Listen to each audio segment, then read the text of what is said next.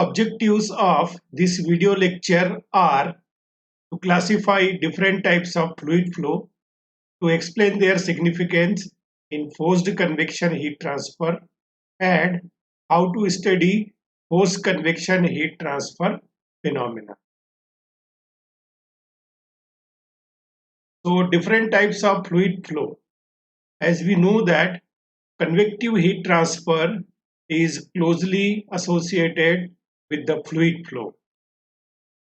And fluid mechanics is that branch of engineering science which deals with the study of fluid flow at rest or motion, or their interaction with different types of solid surfaces or fluid flow under different boundary conditions. So following are the different types of fluid flow. Viscous and inviscid flow, internal and external flow, compressible and incompressible flow, laminar and turbulent flow, natural or unforced and forced flow, steady and unsteady or transient flow, uniform and non-uniform flow, and finally 1, 2 and 3 dimensional flows. So let us start our discussion with the viscous and inviscid flow. Viscous or viscid flow. Viscous flow is the fluid flow in which the effect of viscous forces are quite significant. These viscous forces offer fractional resistances between the fluid layers of the fluid flowing. The viscous forces are generated because of the viscosity of the fluid. Viscosity is the property of the fluid and it is measure of the internal resistance of the fluid flow. Examples of viscous flow: the flow near the boundary walls where the effects of viscosity is maximum. Inviscid flow. It is an idealized flow of zero viscosity fluids and it is called as inviscid flow or frictionless flow. In such fluid flow, the effect of viscosity and hence frictional resistances are negligible.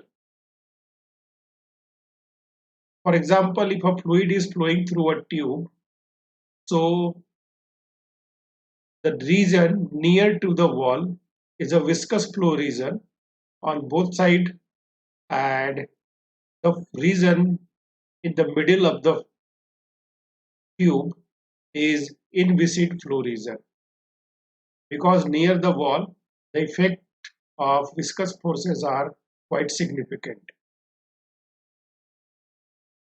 Next fluid flow is internal and external flow. Internal flow. When the fluid is flowing through a completely confined or bounded solid surface, it is called as internal flow. Examples of internal flow: fluid flowing through pipe or tube or cylinder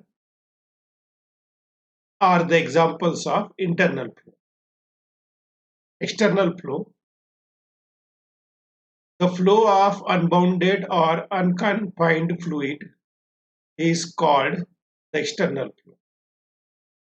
Examples are fluid flow over a flat plate surface or over a wire, cylinder or sphere are the examples of external flow.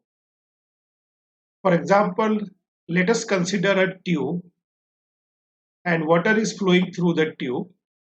So it is internal flow, and when air is flowing over the surface of the cylinder, it is external flow. The next fluid flow is compressible and incompressible flow. Compressible flow. When the density of the fluid flow changes significantly with the change of the pressure of the fluid, it is called as compressible flow. For example, airflow. When the air is flowing and 0.01% change in pressure will cause density variation of air by almost 1%, which is quite high. So airflow is called as a compressible flow. Incompressible flow, when the density of the fluid is constant with the change of pressure, it is called as incompressible flow.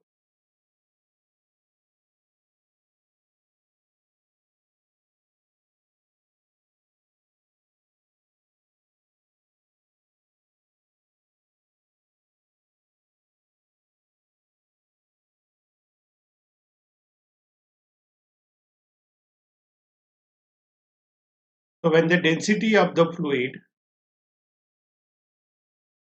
is constant with the change of pressure, it is called as incompressible flow. For example, flow of water. Change in the pressure of liquid water from 1 atmosphere to 200 atmosphere will cause its density variation by only 1%, which is quite negligible as compared to the increase in the pressure of the fluid or the water to which it is subjected to.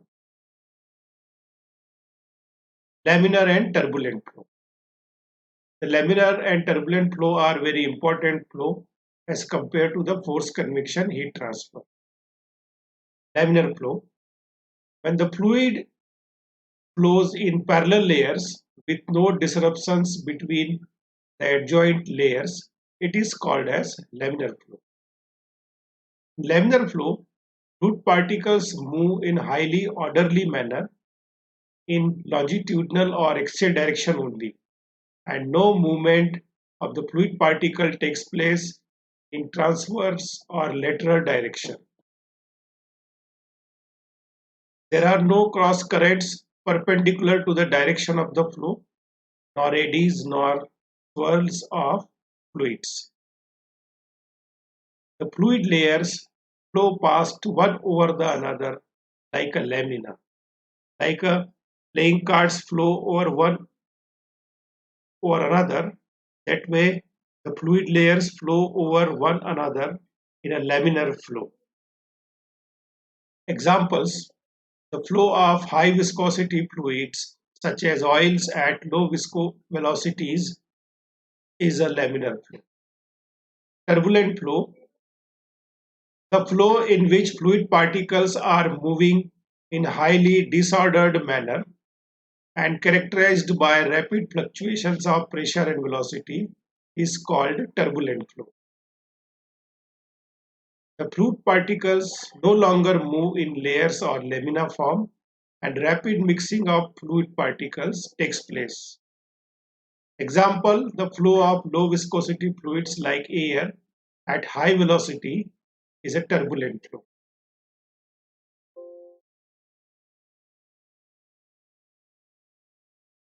So as you can see in the diagram, in the laminar flow, fluid particles, fluid layers are moving one over the another like a lamina, and fluid particles are moving only in longitudinal direction.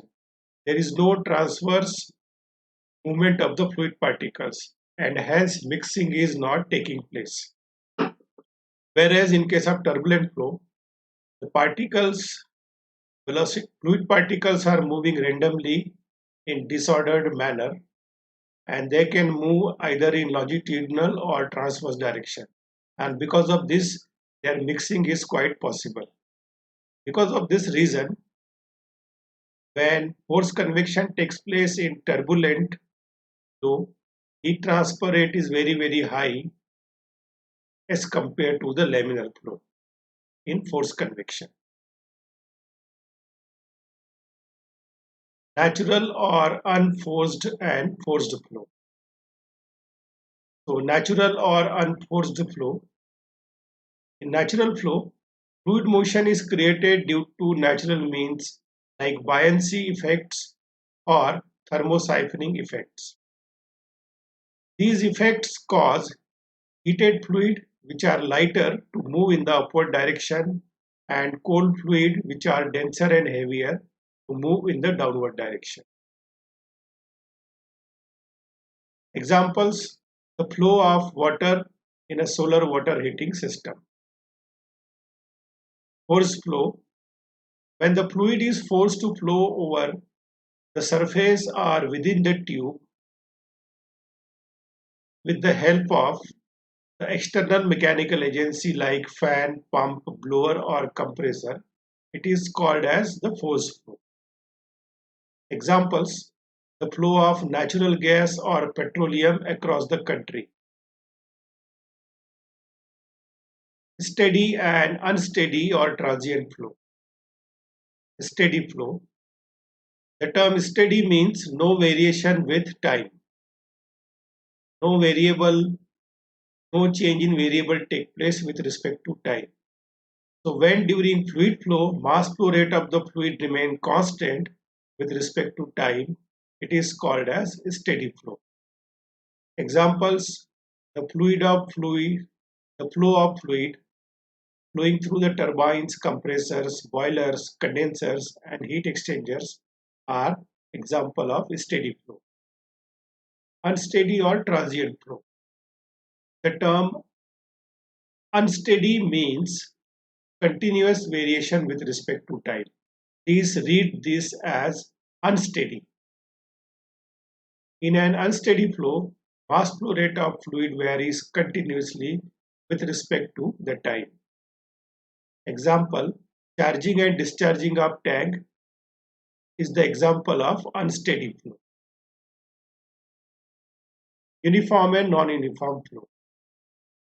So uniform flow, the term uniform means no variation of any variable with respect to location or space coordinates. When during fluid flow, mass flow rate of fluid remain constant with respect to space, it is called as uniform flow. Non-uniform flow. In non-uniform flow, mass flow rate of fluid varies continuously with respect to the space, coordinates or location. And finally, 1, 2 and 3 dimensional flows. In one-dimensional flow, the velocity of the fluid varies only in one direction, either x, y or z direction. The velocity is the function of either x, y or z coordinates only.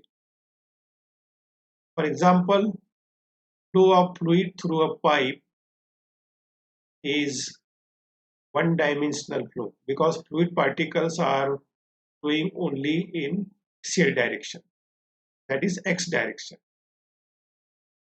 Two-dimensional flow. In two-dimensional flow, velocity of the fluid may vary in two directions, either xy, yz or zx. So velocity is the function of either xy, yz or zx directions respectively. And in three-dimensional flow, the velocity of the fluid particle varies in all three possible directions, that is x, y and z directions respectively. So velocity is the function of x, y and z direction. Now after discussing the different types of fluid flow, now we can derive a scheme to study the force convection heat transfer. So force convection heat transfer can be studied under two flow conditions, that is external flow. Example, flow over a flat plate. This also can be studied for laminar flow over a flat plate and turbulent flow over a flat plate. Similarly, force convection can be studied in internal flow. For example, flow through tubes and pipes. So internal flow can also be studied in this fashion: laminar flow inside a tube or pipe, or turbulent flow inside a tube or pipe. So this will be the scheme of study of force convection. After watching this video, we'll be able to classify different types of fluid flow, able to explain the significance of the different types of fluid flow in force convective heat transfer, and will be able how to study force convection heat transfer phenomena considering the types of fluid flow. With this, I come to an end of this video lecture. Thank you for passionate listening. Happy learning.